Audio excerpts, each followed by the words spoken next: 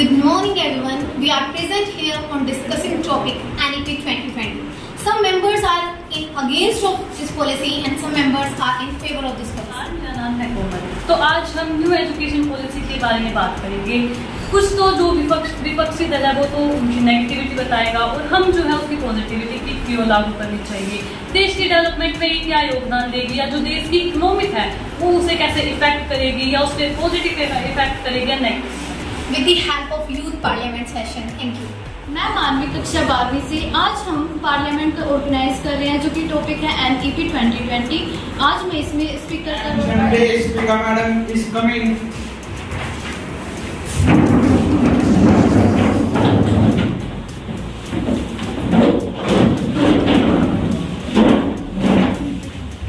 We are present here to discuss a topic on NEP 2020.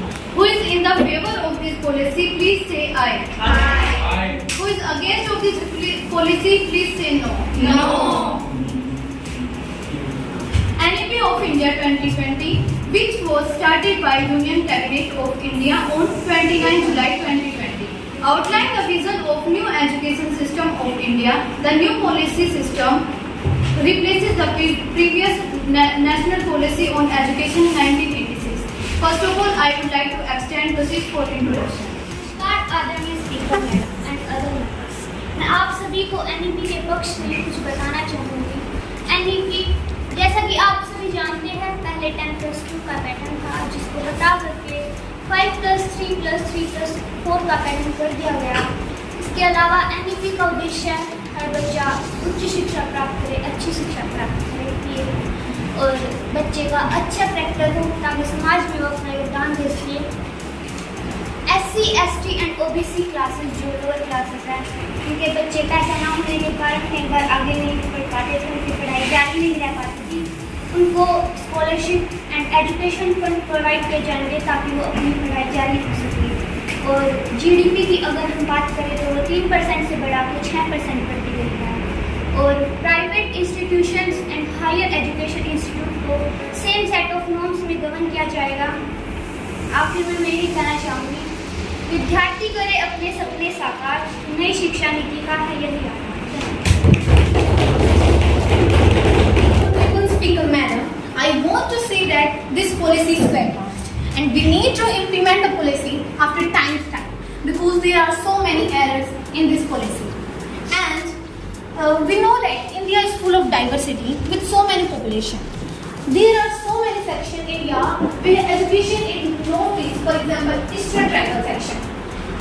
There are so many students who deprived from education to putting a best quote and one of my favorite quotes in my mind. Education is one of the most powerful weapons which we can use to change the world. So you will think about it, how she got in the point. Yes? So our first priority to provide education on those sections. And on the other hand, NEP 2020 provide technical and digital equipment to the students. Did you think about the future of the students? They misuse them. They try to misuse them. They divert from their path. So that was why I am against in this policy. Thank you. नमस्कार। जैसा कि आपने कहा, मैं आपकी बात से सहमत भी हूँ और नहीं भी। आपने कहा ट्राइबल सेक्शन, तो मैं बताना चाहती हूँ सरकार जब भी कोई निर्णय लेती है तो सभी वर्ग है, सभी वर्ग को साथ लेकर चलने के लिए कोई नई नीति या नई पॉलिसी बनाई जाती है। तो मैं बता दूं कि some other efforts are being made by government of India. For example, many scholarship. For example, Swami Vivekananda Girl Child Scholarship and PG research for social science. And जो आप ये कह रही है कि हमारा जो मेन कंसंट्रेशन है ना वो इन्हीं क्लासेस पे है, क्योंकि क्या थी जो पहले की जो पॉलिसीज चली आ रही थी उन पे ध्यान नहीं दिया गया था। ये तीसरी पॉलिसी है जो भारत में स्वतंत्रता के बाद लागू हो रही है और इसका मेन मोटिव यही है कि गर्ल्स, ट्रांसजेंडर या जो निम्न वर्ग के जो लोग हैं या बच्चे हैं उन पर ध्यान देना। और जो आप ये कह रही है कि इसके कुछ नेगेटिव फैक्टर है, तो आप पॉजिटिव फैक्टर भी तो पढ़िए। बच्चों के दिमाग से बोझ कम होगा, उनका जो बैग का बर्डन है वो भी कम होगा एंड हम उन्हें स्किल ही तो सिखा रहे हैं। स्किल में तो मुझे कोई खराबी नहीं लगती।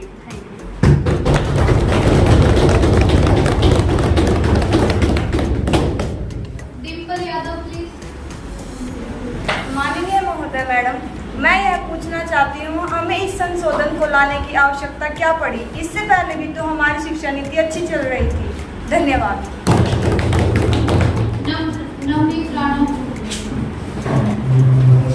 स्पीकर मैडम, मैं एक बात बोलना चाहूँगी। सच को सच साबित करने के लिए हमेशा दो लोगों की जरूरत पड़ती है। पहला जो सच बोलता है तो दूसरा जो सच सुनता है। सच को सुनने वाली ये अपोजिशन पार्टी क्यों भूल जाती है कि हमारी सरकार NEP 2020 के विषय में क्या कुछ नहीं कर रही है।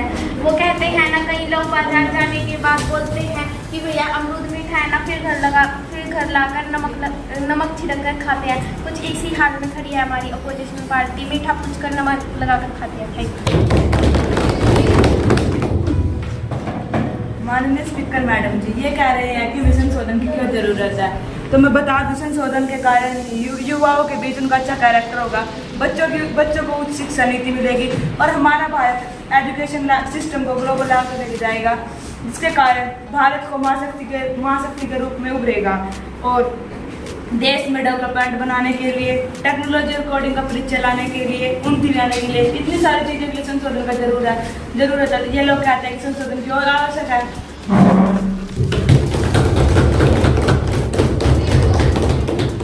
माननीय अध्यक्ष महोदया, मैं ये मान लेती हूँ मैं ये मान ही लेती हूँ कि जो ये पॉलिसी है, यह नीति है, यह अति अति अति अति अच्छी है। पर क्या कभी इंडिया के फाइनेंस मिनिस्टर ने ये सोचा है कि इंडिया के अंदर रिसोर्सेज अवेलेबल हैं? बिकॉज हम इस पॉलिसी के अंदर बच्चों को technical instruments, technical devices provide कर रहे हैं। तो मैं ये जानती हूँ कि इंडिया बहुत सारी चीज़ों को इम्पोर्ट करता है, पर क्या आपने इंडिया की इकोनॉमी पर ध्यान दिया? So I ask the question to Mrs. Finance Minister. Thank you. Thank you speaker madam to give me a chance. मैं बताना चाहती हूँ कि 1964 में कोठारी कमीशन, आप जानती होगी, कोठारी कमीशन इंदिरा गांधी के राज में हुई थी। उसमें क्या कहा था कि अगर हमने भारत को डेवलप्ड बनाना है तो 3% से 6% GDP करनी होगी। हमने वो भी की ताकि जो है हमारी एजुकेशन में डेवलपमेंट हो, हमारे देश में डेवलपमेंट हो। Future work will be need diverse knowledge and skill sets. And मैं आपको बता दूं ये कि जो भूटान है वो 7.5%, जिम्बाब्वे, स्वीडन जो इतने ज्यादा डेवलप नहीं है, वो भी 7% अपनी GDP को खर्च कर रहे हैं। तो जब हम इतना सब कुछ कर रहे हैं इकोनॉमी के लिए, और हाँ, आपने एक ट्राइबल की बात की थी कि ट्राइबल को हम क्या कर रहे हैं, एजुकेशन प्रोवाइड कर रहे हैं। मेरी एक बात याद आई थी, 892 ashram in which tribal people learn and study spread all over the country. जब 892 जो स्कूल आश्रम हमने ट्राइबल्स के लिए बनाए हुए हैं, आप तो ये है आधा अधूरा ज्ञान लेकर संसद में बैठ गई है। आप आधा अधूरा ज्ञान लेकर संसद में बैठ गई है, क्योंकि online education like a rising tide, it going to lift all boat and increase equality. Also 2020 में जो हमारा एक्सपेंडिचर था वो 10% था सेंट्रल एंड स्टेट का, लेकिन अब हमने उसे बढ़ाकर 20% भी कर दिया है। और जैसे कि आपने कहा कि इकोनॉमिक डेवलपमेंट, जब बच्चे पढ़ेंगे, कोडिंग सीखेंगे, वो हमारी ही बनाई हुई संस्थाओं में आएंगे और इकोनॉमिक डेवलप तभी होगी। Thank you.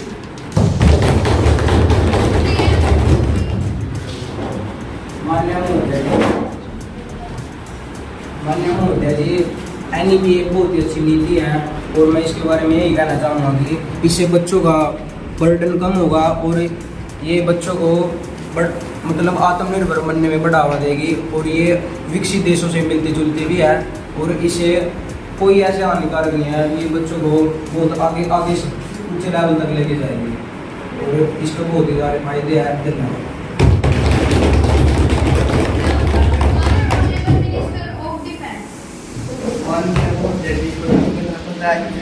कुछ भी बनने के लिए कौन से सब्जेक्ट पढ़ने हैं या कौन से जरूरी है। बाई चांस बच्चा डॉक्टर नहीं बन पा तो बाई टीचर नहीं बन सकता। मान्य महोदय जी, एक बड़ा ही प्रसिद्ध वाक्य है, कणा कुछ भी हो वो सेहत का हानिकारक है।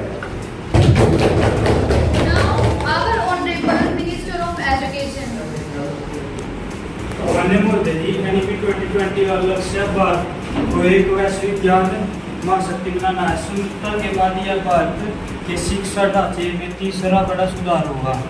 पहले की दो शिक्षा नीतियों वर्ष 1968 और वर्ष 1986 में लाई गई थी। 3 से 6 वर्ष के बीच के सभी बच्चों के लिए गुणवत्तापूर्ण प्रारंभिक बचपन की देखभाल और शिक्षा सुनिश्चित करना है।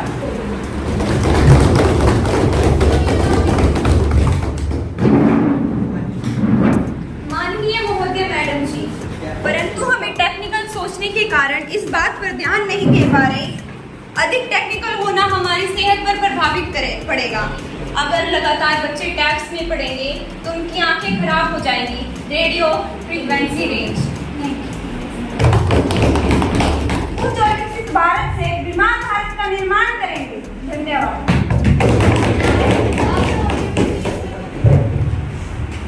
माननीय महोदय जी, 1980 से 2020 तक भारत पूरी तरह से चुका था और अर्थतंत्र, समाज, कंपनियां, प्रोडक्ट, एजुकेशन सब कुछ एक नई एजुकेशन पॉलिसी इसलिए चाहिए थी क्योंकि करोड़ों यंग स्टूडेंट्स को स्कूल और कॉलेज में ऐसे तैयार किया जाए जो उन्हें अच्छे चाहते थे।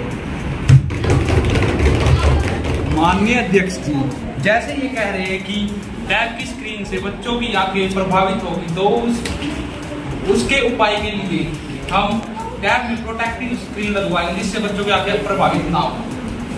धन्यवाद।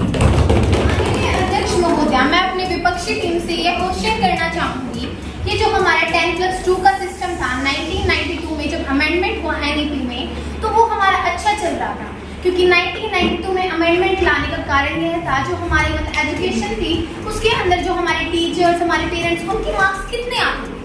60%, 55%, 65%, यहाँ तक कि आकर वो रुक जाते थे। लेकिन जब 1992 में अमेंडमेंट हुआ तो हमने चेंजेस देखे। हमने ये चेंजेस देखे कि 94, 95, 98, 99% के स्टूडेंट के मार्क्स आए। लेकिन जो अब 2020 यानी फिर 2020 में जो हम अमेंडमेंट लेके आ रहे हैं उसमें 5+3+3+4 का जो सिस्टम है वो क्यों लागू करवाया? क्या आप हमें उनकी मेरिट्स के बारे में बताना चाहेंगे प्लीज?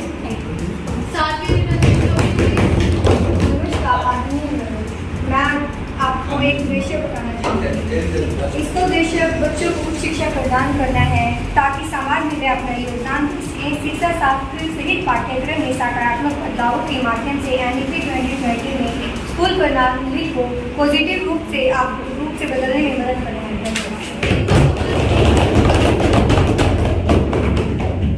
माननीय madam ji, why we need to develop the education system?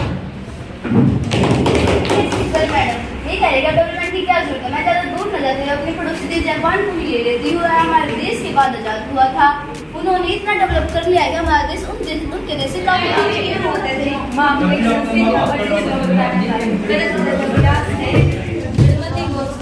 इसका मतलब यह है कि विकास होने में समय लगता है, उसका कोई समय नहीं होता। माननीय अध्यक्ष महोदय, क्या हम ये जान सकते हैं कि 2014 से सीधा 2020 में इसकी इतनी आवश्यकता क्यों पड़ी? बीच में क्यों नहीं? इसमें के आधे अधूरे ज्ञान के लिए 2017 में एक कमेटी बनाई गई थी डॉक्टर के कस्तूरी रंगन जी द्वारा। उसमें एनईपी पर भी काम चला था, उस पर रिसर्च सर्वे, तब जाकर 29 जुलाई 2020 में इसको पारित किया गया था। और मैं बता दूं कि पल पकने में थोड़ा तो समय लगता है।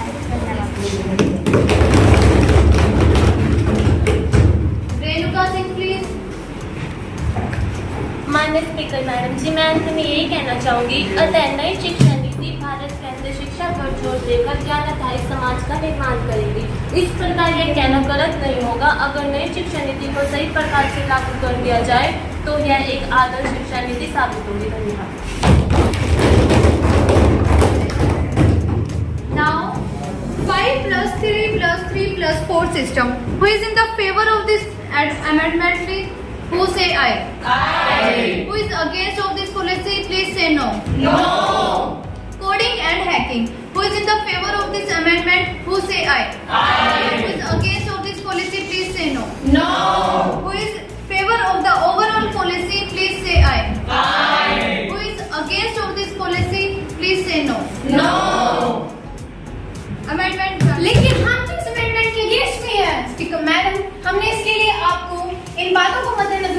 के पक्ष भी दें। So please ध्यान दीजिए। और हम इसके पक्ष में हैं, हम इसे लागू करा कर रहेंगे। हमने भी आपको कुछ इसके पॉजिटिव इफेक्ट बताए हैं और जहां तक मुझे लग रहा है कि हमारी बात काफी हद तक सही है। Thank you. And this amendment granted.